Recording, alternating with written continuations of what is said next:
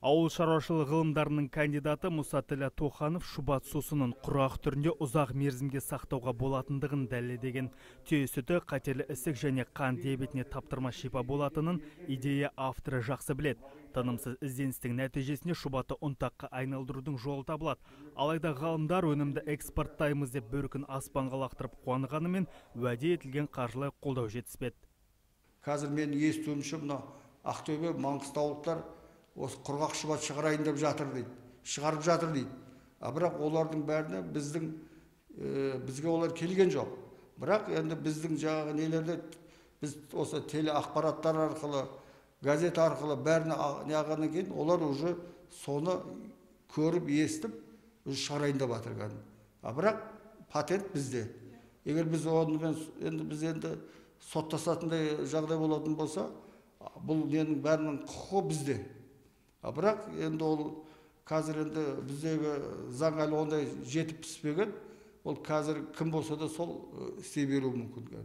Жобаға көз тіккендер аз болмаған, бірақ Моңғолия, Қытай және ақш кәсіпкерлерінің ұсынысына ғалым аса қызығушылық танытпаған. Тек Австрия инвесторларымен жасалған келіссөзден кейін Мұхтар Әуезов университетінің ректоры 38 миллион теңге тұратын сублимациялық қондырғыны алуға ақша бөлген.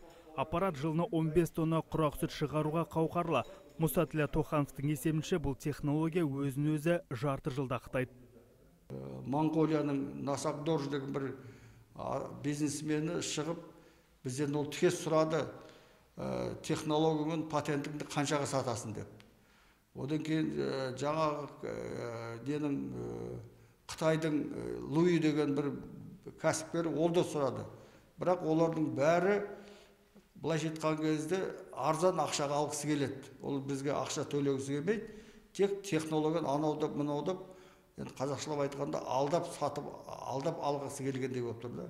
Ғалымдар стандартқа сай жасай алатындарына көздері жеткен, сондықтан мемлекет жобаны дамытуға демеу береді деген үміт үзілген жоқ. Ал тәулігіне 50 келі құрақ шұбат шығаратын германиялық қондырғының құны 1 миллион еуро тұрады.